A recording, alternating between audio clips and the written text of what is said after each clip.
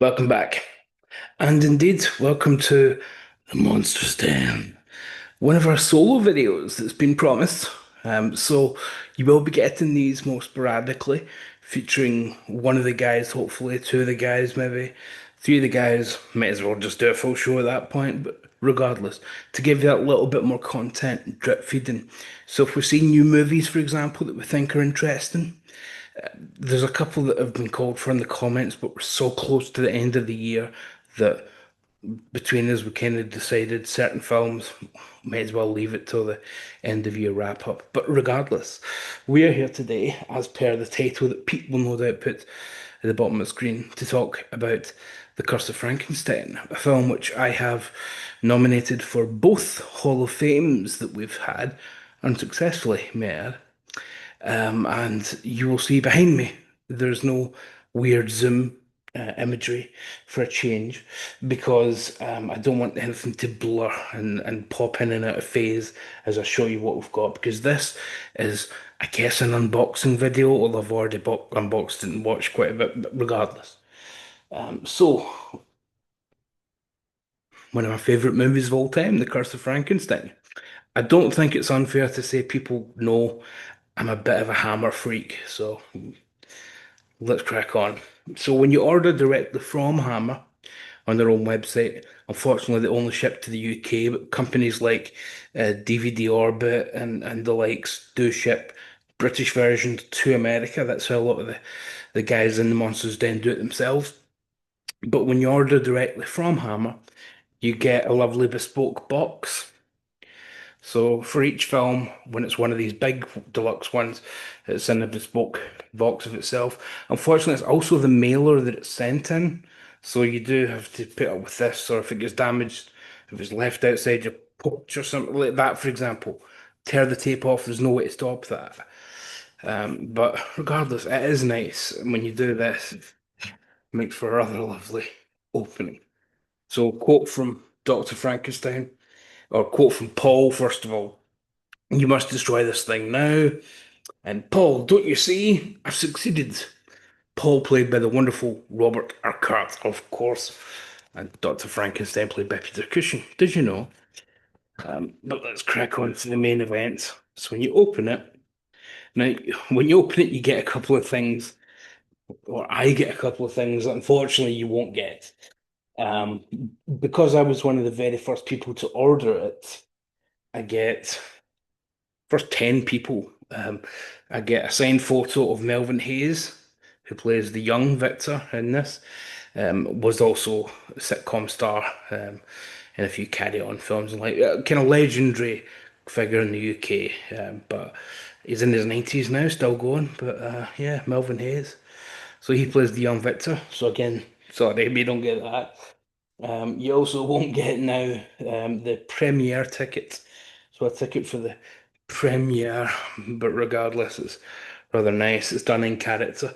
Baron Frankenstein dares you to meet the creature at the Warner Theatre, Leicester Square, WC2, on Tuesday, May the 2nd, 1957, at 8:30 p.m. for 9 p.m. Dress funereal. RSVP. Respondez-vous, s'il vous plaît. With the Frankenstein logo on it there. And the final thing that you don't get just to rub your nose in it is a rather epic quad poster for the whole thing. Uh, 30 by 40 with the new artwork by Graham. New artwork by Graham Humphreys, if you can even hear me behind all this.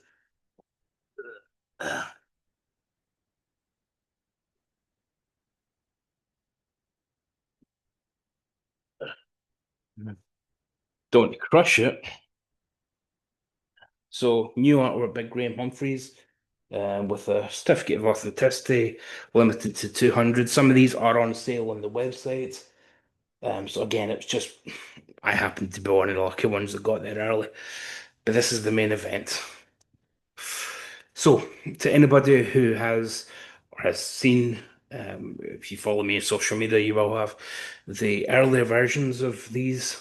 We've had in this deluxe form, we've had Quatermass 1 and 2 this year. We've had Captain Kronos Vampire Hunter, and then we've had the kind of mini deluxes with Shatter and Four-Sided Triangle and blah blah blah. But this is the kind of super deluxe from Hammer. Right? In America, this is being released by Warner's, so if you don't want to import, you don't get all the fancy stuff, but you will still be able to get the 4K. So we'll do a kind of look around it first before I give my thoughts. Curse of Frankenstein, it's a great artwork there. It's just new artwork on that. So much. So very much. We'll go through this first of all. So the de rigueur art cards that you get with this kind of thing. Original UK lobby card facsimile.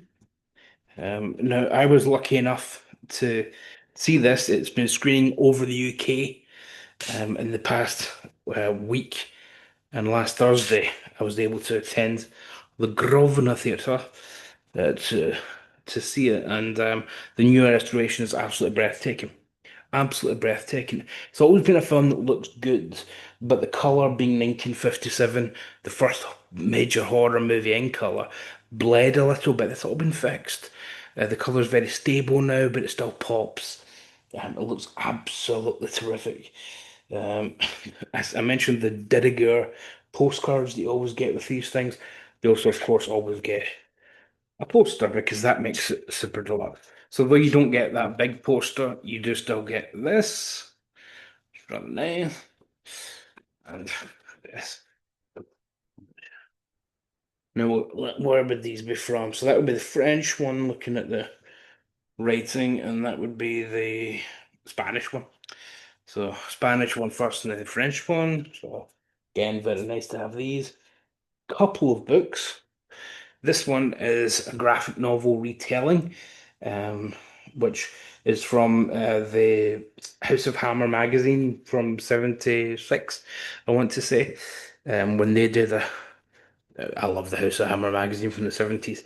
You could rewatch Hammer movies without having to own them, just by going through the story of it. And yeah, so you get a, let's see how many pages, probably about 60 odd, 64 page retelling of, there's the original issue there, of the film, which, hmm, so graphic novel might be overdoing it a bit, but certainly a comic strip retelling.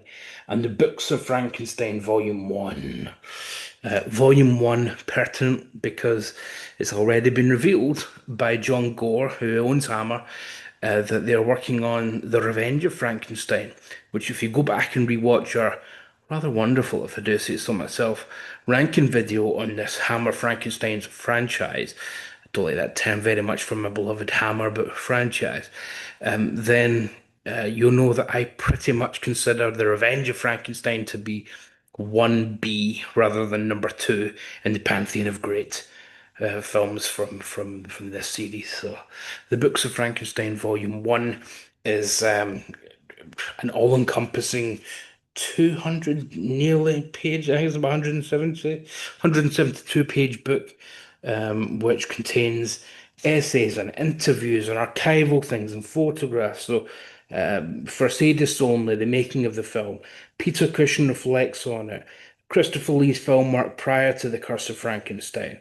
By the way, on my own channel, which has now resumed service, I'm doing Halloween, which is a look at Christopher Lee's weirder films, 31 days of that. So there won't be 31 videos, but there'll be 31 films covered.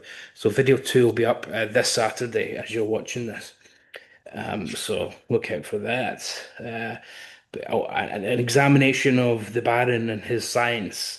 Designer Bernard Robinson, one of the greats of Hammer, designed so many iconic sets. Talking about the BBFC's relationship, talking about the Milton Subotsky draft. I've talked on here before about how Milton Subotsky did a draft for this film that was rejected, and he was in the huff and spat the dummy and said, "Well, I'll just make my own films then."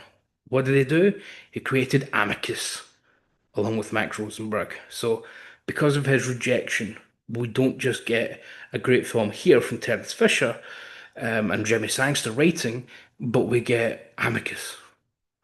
So this film really did start everything. It really did. Just give you a quick kind of spin through it there. I never remember which way to all these bloody things to do it in reverse mode.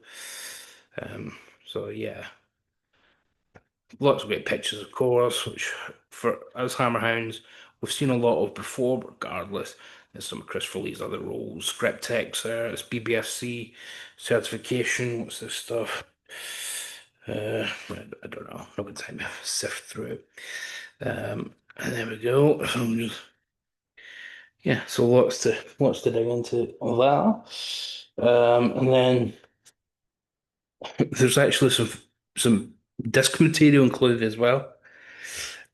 Even this gets amazing artwork, amazing new artwork, which if I fold out for you and make sure discs don't fall out, always one, isn't it? Then you will see, and hold it up, amazing new artwork. Wow. And there they all are, the main cast with Justine and Hazel Court. It's wonderful. Oh, wonderful. And then you go there. And then if I put it back in and turn it around, give you a look at the discs. There we go.